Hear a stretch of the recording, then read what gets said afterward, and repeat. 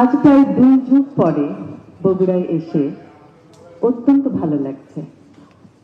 আমি প্রথমেই শ্রদ্ধা ভরে স্মরণ করতে চাই শহীদ রাষ্ট্রপতি জিয়াউর রহমান এবং আমাদের গণতন্ত্রের মা দেশনেত্রী বেগম খালেদা জিয়া।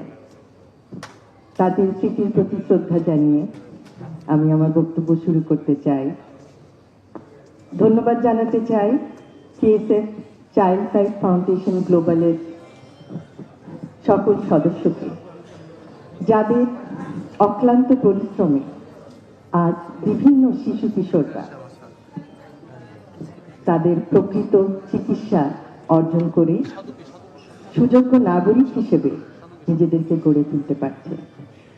আমরা একটা প্রজেক্ট দেখলাম, শিশু স্বর্গ, সত্যি অভাবনীয়।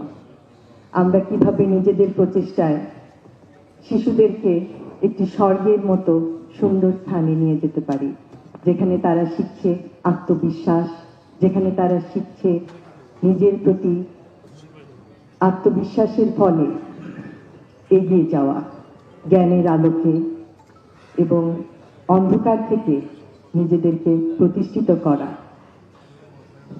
আমি অত্যন্ত অভিভূত হয়েছি সিএসএফ এর অন্তর্গত প্রোগ্রামে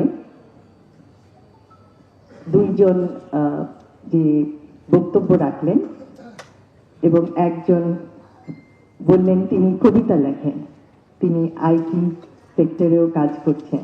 আমি সত্যি তাদের জ্ঞান এবং তাদের প্রচেষ্টা আশা করব যে তারা ভবিষ্যতে আরো উন্নতি করবে এবং সবার কাছে একটি উজ্জ্বল দৃষ্টান্ত হিসাবে থাকবে।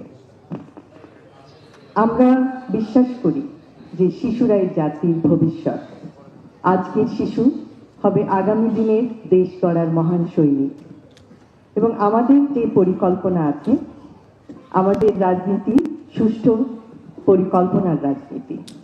এবং আপনারা হয়তো জানেন যে সুস্বাস্থ্য বিভিন্ন জেলায় কিভাবে ছড়িয়ে দেওয়া হবে আমাদের পরিকল্পনার মাধ্যমে, এবং শিক্ষা ব্যবস্থায় one tap one teacher, happiness, শিক্ষার সাথে হ্যাপিনেসকে কিভাবে যুক্ত করা হবে, এবং এরকম বিভিন্ন প্রকল্পের মাধ্যমে জাতিকে স্বাস্থ্য, শিক্ষা এবং ক্রীড়াক্ষেত্রে আপনারা দেখবেন যে আমাদের পরিকল্পনায় আছে বিভিন্ন জেলায় ক্রীড়া প্রতিষ্ঠান গড়ে তোলা, যার মাধ্যমে সমস্ত শিশু কিশোররা পাবে খেলাধুলার স্বাদ এবং এইভাবে তারা স্বাস্থ্যে, শিক্ষায়, ক্রীড়ায় এগিয়ে যাবে। আমি আবারও সিএসএফ গ্লোবালকে অত্যন্ত আন্তরিকভাবে ধন্যবাদ জানাচ্ছি আমাদেরকে এখানে আজকে আমন্ত্রিত করে আনার জন্য, এবং এই প্রতিষ্ঠানের উত্তরোত্তর উন্নতি কামনা করছি এবং সকল ভাই বোনেরা যারা এই প্রতিষ্ঠানের সাথে যুক্ত তাদের উজ্জ্বল ভবিষ্যৎ কামনা করে আমার বক্তব্য এখানেই শেষ করছি। সকলকে ধন্যবাদ। আল্লাহ হাফেজ।